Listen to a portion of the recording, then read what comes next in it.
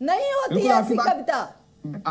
हमारे लिए तो बिल्कुल नहीं है, क्योंकि हम 10 साल से उस चीज को भोगे हैं। हमारी बच्ची उसमें चली गई, वो तो हमारे बच्चियों के साथ, हमारे जिस बच्ची के साथ बलात्कार हुआ उसको उन्होंने गाली दी।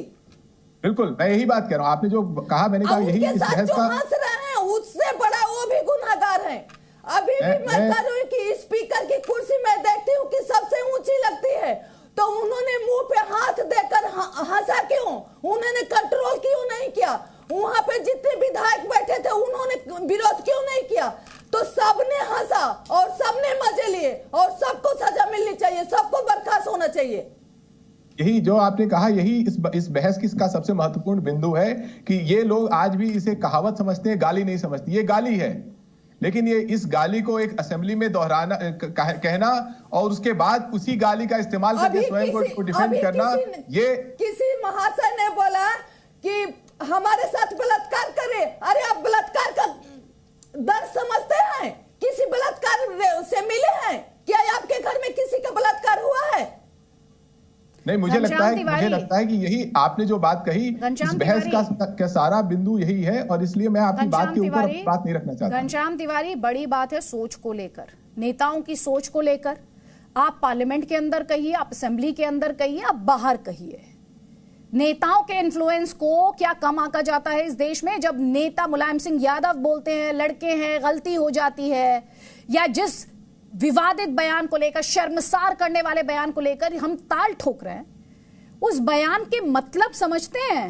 क्या मैसेज जाता है? क्या सोच एक्सपोज होती है?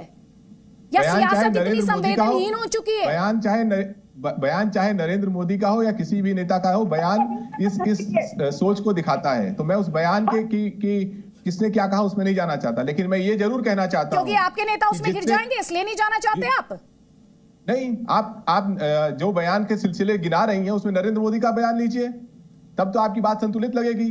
मैं सबकी बात कर रही हूँ, शायद आप इस डिस्कशन में बैठे नहीं थे सर, मैं सबकी बात कर रही हूँ, विधायक से लेकर स्पीकर तक। मैंने आपने शायद ध्यान से नहीं सुना, आपको समझ नहीं आती है सर। आपकी दिक्कत ही है, आप पॉलिटिकल पार्टी से ऊपर उठकर सोच ही नहीं पाते, आपकी दिक्कत ही है। आपने शायद सुना नहीं, मैंने कहा कि जब महिलाओं के खिलाफ अपराध की बात आती है तो आप लोग बीजेपी, कांग्रेस और सपा करने लग जाते हैं। नहीं, आपको सर, अगर आपके बौद्धिक स्तर पर मेरी बातें सेंस नहीं करती हैं, आप समझ नहीं पाते तो सर आपकी दिक्कत है, मैं उसमें वक्त जाया नहीं करती। अपनी बात रखूंगा जब आपकी खत्म हो जाएगी तो। नहीं, आप अपनी बात क्या रखेंगे? आप तो जस्टिफिकेशन ऑफर कर रहे थे आशा जी को, आप जस्टिफिकेशन ऑफर कर रहे थे।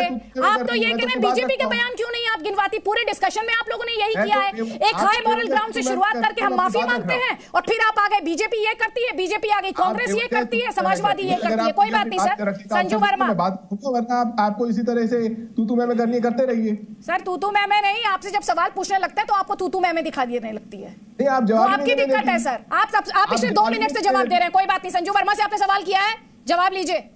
आपने मेरा सवाल सुना ही नहीं।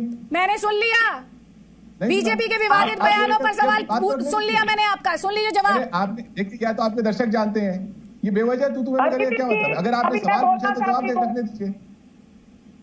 संजू वर्मा, पहली बार मैं दोबारा स्पष्ट शब्दों में कहना चाहती हूँ कि आशा देवी जी ने जो कुछ यहाँ कहा, हम सब उस बात का समर्थन करते हैं, क्योंकि पॉलिटिकल आइडियोलॉजी एक तरफ पर महिलाओं का सम्मान, इस पे कोई भी कॉम्प्रोमाइज नहीं हो सकता, चाहे वो कांग्रेस का, सपा का या बीजेपी का नेता हो। मेरी बस इतनी सी गुजारिश